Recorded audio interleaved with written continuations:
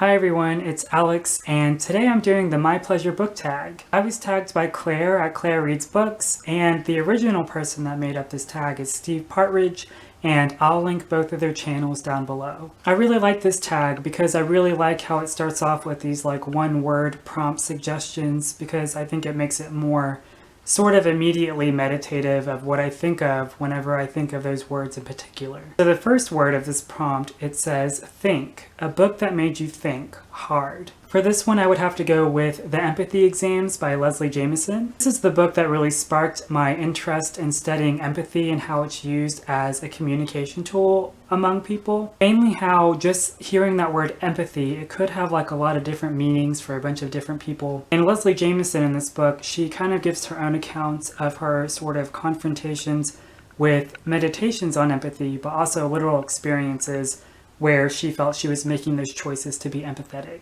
In particular, I want to read a part of this really quickly. There's a passage here that says, hurt connotates something mild and often emotional.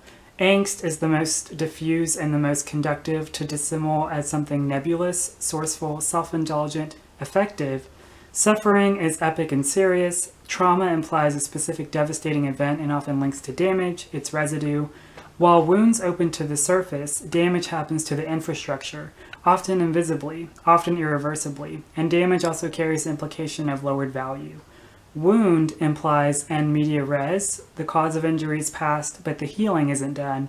We are seeing the situation in the present tense of its immediate aftermath. So even then, just the concept of how we sort of equate language to meaning, whether it's between wound, sort of encompassing everything like suffering or angst.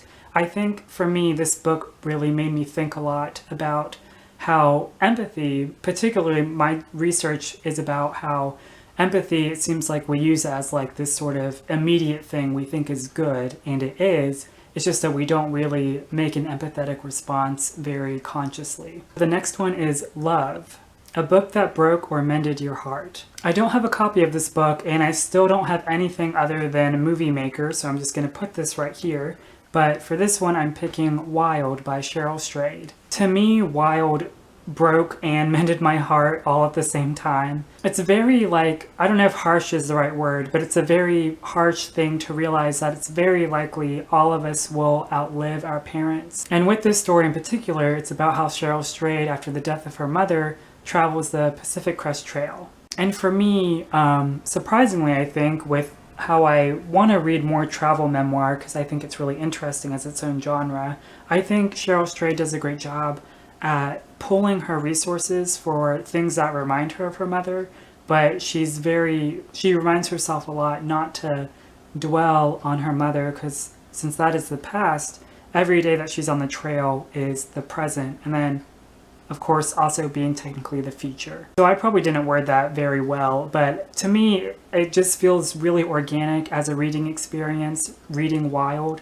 And to me, I felt like I was also along that same journey of sort of grief and how people can process grief, and how grief to me is just sort of a consequence of how much we do love people close to us. The third prompt says Eat, a book that nourishes you. I don't really know if this has to do with food or if it's what just makes me feel good. For this one, I'm choosing It Chooses You by Miranda July. I think Miranda July is like so cool, whether as a writer or just like even on her Instagram and stuff. But this book is about sort of detailing, I think it's Miranda July like looks in the penny saver and she just reads these ads and she goes to meet these people and interviews them and gets to know them. I really just love to flip through this because I love Miranda July's meditation on sort of very existential stuff, but she also makes it very lighthearted and accessible and kind of fun, but she's also very serious about it because getting to know people to her in her way, so unique, it's very compelling, but she also really wants people to feel comfortable and safe and good in their own space.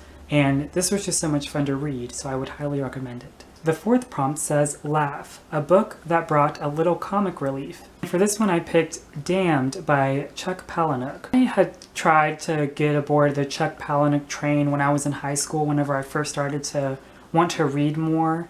and it was like hit or miss for me, but this one's definitely a hit. This is a story, if I can remember, it's been so long ago. I know it's about a girl, and she basically gets sent to hell, but just everything that happens is so absurd, but absurd in a good way. And I don't even mean like this is bad, good reading. Like, this is still, I think, a very thoughtful, you can tell Palahniuk, he's very intentful with what he's writing here. Like, he knows what he's doing. But I remember, like, clearly laughing at this. I don't know if it was because I was younger then and I thought it was funny, people in hell. But I just literally remember laughing out loud reading this and just being really engaged with what was happening, and it was really fun to read. Prompt 5 says, Sex, a book that explores or contains sexuality that doesn't make you cringe. I feel like I'm going to get a lot of comments about this one, but I'm choosing A Little Life by Hanya Yanagihara. So of course, it's no question that there are some scenes in here I do have issues with when it comes to thinking of things like sex. In particular, I think those bad things about it, I think unfortunately overshadow the good parts. For me, what I think of all the time with this book is the relationship between Jude and Willem, even beyond their friendship. Whenever eventually they do sort of evolve their own relationship, I think it's actually very good. And I think it's good in an aspect because I interpreted Jude and Willem as queer characters. People would always call this the great, or some people would say this has like great, LGBTQ, but mainly within the gay community, sort of how this seems like a good establishment of all that stuff. And I also agree, but to me, I think of this book as more of a book about friendship more than anything, but really, I also loved these subtleties with queerness, and even kind of like asexuality maybe, but I think that's what I think of the most when I think of those kind of things along this book. Prompt 6 says, Rest, a book that gave you peace, reflection, or just calms you down. For this one I picked Raise High the Roofbeam Carpenters and Seymour, an Introduction by J.D. Salinger. This is my favorite J.D. Salinger of his works. And I've read all of his other works that are published, like Franny and Zoe and Catcher in the Rye and 9 Stories. For this one, it's about how within family, at the loss of someone, in particular, how like we know like life and death is so factual, but the grieving process, how we sort of are able to contain the people we love in our life while acknowledging to still move on. I think that's such an interesting thing to kind of try to establish in writing. Really, all of this is told like within a stream of consciousness. The first half, if I can remember it, is about this sort of wedding and how there are like differing opinions about who's marrying who, and also all these wedding guests trying to get there together, kind of. And then the second half is about the death of a loved one, someone's brother, and how, like I said, trying to meditate on very existential stuff, essentially. I remember finishing this book and I found it very profound. I immediately wanted to reread it again, but I felt very calm. I felt like I read something I could really relate to. I've been lucky enough to not have to experience any type of grieving in this way where I've lost a sibling or anyone really like too close to me. Like I said earlier in this video, it's very likely that we outlive the people we love sometimes, and I love when books try to explore that through fiction. In the last prompt, prompt 7, Experience, a book that introduced you to a new subject or shifted your perspective. And for this one, I'd have to go with Extremely Loud and Incredibly Close by Jonathan Safran Foer. On like sort of 2 parts here, I remember on one hand, I remember exactly where I was whenever 9/11 happened, because that's sort of the backdrop of this story. It's about Oscar Schell, who I think is around 9 years old or 10, or maybe even older, and his father passes in the 9/11 accidents. So Oscar is trying to make sense of all of this by sort of finding this key that he believed belonged to his father and sort of what it opens.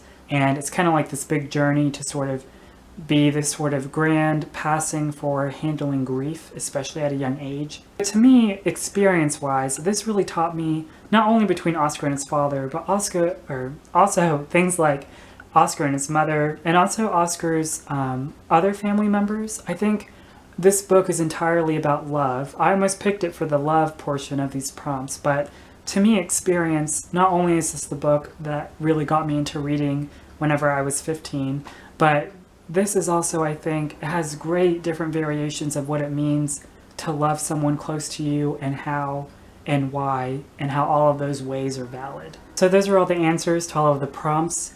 In terms of tagging, I would actually love to tag anyone that's watched this. I feel like I haven't been on BookTube as frequently as I would like to know who has done this yet and who hasn't. But I really encourage you to do this tag. I think it's a really good one. And whenever you do it, comment down below and let me know so I can watch yours. I'd really be interested in your answers too. As always, thanks so much for watching, and I'll see you next time.